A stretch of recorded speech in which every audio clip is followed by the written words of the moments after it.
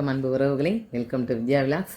இது வரைக்கும் நான் சொல்கிற எல்லா கருத்துக்களுமே எல்லாருமே ரொம்ப சந்தோஷமாக ஏற்றுக்கிட்டு, அப்பா எப்படி நீங்கள் இந்த மாதிரி ஃபேக்டை சொல்கிறீங்க அப்படின்னு எல்லாருமே ரொம்ப என்கரேஜ் கமெண்ட்ஸ் கொடுத்துட்ருக்கீங்க.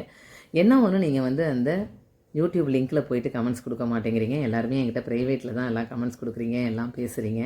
பட் அதில் போடும்போது மட்டும்தான் இதில் எல்லாருக்கும் உடன்பாடு இருக்குது அப்படின்னு அதை படிக்கிறவங்களுக்கு அது தெரியும்.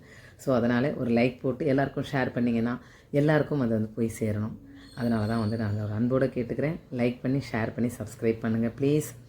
அப்புறம் இன்றைக்கி என்ன டாபிக் பேசுகிறேன்னா, நேற்று நான் மாமியாருங்க எல்லாருமே கூலாக இருங்க, மருமகள் கிட்ட எதுவுமே எதிர்பார்க்காதீங்கன்னு சொல்லியிருந்தேன். அதுக்கு எல்லாருமே நல்ல வரவேற்பு கொடுத்துருந்தீங்க. அதே மாதிரி தான் நாங்கள் இருக்கோன்னு நிறைய பேர் சொன்னது சந்தோஷமாக இருந்தது. அதே மாதிரி இன்றைக்கி உள்ள மருமகளுக்கு இந்த விஷயத்தை நான் சொல்கிறேன். மருமகள்கள் இதை கேட்க முடியாமல் இருந்தாங்கன்னா, சின்ன பிள்ளைங்களாக இருந்தாங்கன்னா, நீங்கள் தயவுசெய்து அவங்களுக்கு ஷேர் பண்ணாலும் அது தப்பாயிரும். ஜஸ்ட் இதை ஃபாலோ பண்ணுங்கள், சப்ஸ்கிரைப் பண்ணுங்கன்னு சொன்னீங்கன்னா அவங்களே பார்த்துக்குவாங்க. ஏன்னா அதுவும் ஒரு பெரிய பிரச்சனையாகிடும். ஸோ மருமகள்கள் எல்லாருக்குமே என்ன சொல்ல வரேன்னா, நீங்கள் எப்படி உங்களோட அம்மா அப்பா அப்படிங்கிறவங்கள நீங்கள் முக்கியமாக நினைக்கிறீங்களோ, அதே மாதிரி உங்களோட கணவனுக்கும் அம்மா அப்பா முக்கியம் அப்படிங்கிறத தயவுசெய்து மனசில் வைங்க.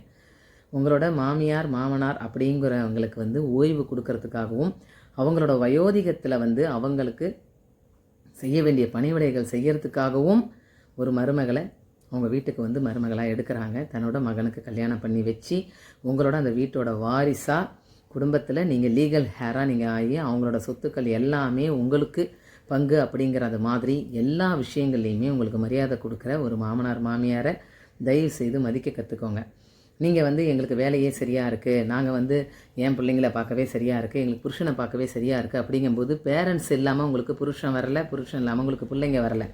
ஸோ அதனால் நிச்சயமாக நீங்கள் பேரண்ட்ஸ்க்கு கொடுக்குற அதே மரியாதையை மாமனார் மாமியாருக்கு கொடுக்க தவறிட்டீங்க அப்படின்னா, நாளைக்கு அதுக்கு உண்டான பலன்கள் எல்லாமே கடவுள் இந்த ஜென்மத்தில் நம்மளுக்கு எல்லா விதமான பாடங்களையும் புகட்டி தான் நம்மளை அனுப்பி வைப்பார்.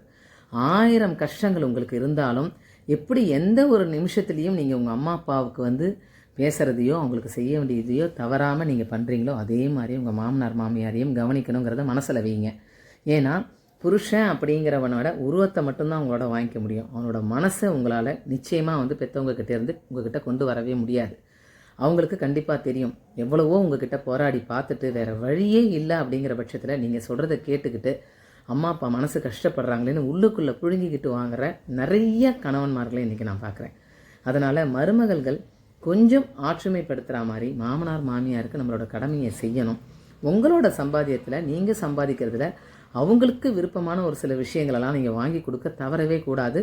கணவனோட செயலில் சரிபாதியாக அவங்க அம்மா அப்பாவுக்கு அவங்களுக்கு செய்ய வேண்டிய கடமை இருக்குங்கிறத தயவு செய்து மருமகள்கள் கவனத்தில் வைங்க. எத்தனையோ பெற்றவங்க இன்றைக்கி, ஐயோ என்னோட மருமகை என் புள்ள மாறி போயிட்டான், என் மருமகை இப்படி இருக்காளன்னு எவ்வளோ பேர் புழுங்கி அழுதுகிட்டு இருக்காங்கன்றதை நான் பார்த்துக்கிட்டு தான் இருக்கேன். ரொம்ப ரொம்ப மனசு வேதனையாக இருக்குது இந்த விஷயத்தை பார்க்கும்போது. அதாவது வாழ்க்கையில் திடீர்னு ஒரு புருஷன் வரான், ஒரு குழந்தைங்க வராங்கன்னா அது மட்டும்தான் வாழ்க்கையா? நிச்சயமாக அது மட்டும் வாழ்க்கை கிடையாது. பெற்றவங்க இல்லாமல் நிச்சயமாக உங்களுக்கு கணவன் வந்திருக்க மாட்டான். எத்தனையோ பார்த்து பார்த்து பார்த்து செல்லமாக அந்த குழந்தைய வளர்த்து அப்படியே தாரவாத்து கொடுத்தா மாதிரி கொடுத்துட்டு எவ்வளோ அழுது புழுங்கிக்கிட்டு இருக்கிறாங்க எல்லாருமே. குழந்தைங்கிற அந்த ஒரு ட்ரூப் நீங்கள் கையில் வச்சுக்கிட்டு அது ஒரு துருப்பு சீட்டாக பயன்படுத்திக்கிட்டு வேறு வழியே இல்லாமல் உங்கள் புருஷனை உங்கள் பக்கம் இழுத்து பண்ணிக்கிட்டு இருக்கிறீங்க. தயவு செய்து அந்த மாதிரிலாம் பண்ணவே பண்ணாதீங்க. மாமனார் மாமியாருக்கு முதலிடம் கொடுக்கறதுக்கு நிச்சயமாக நீங்கள் தயங்கவே கூடாது. உங்களோட கூட பிறந்த அண்ணனுக்கு வர்ற மனைவி உங்கள் அம்மா அப்பாவை கவனிச்சுக்குவா.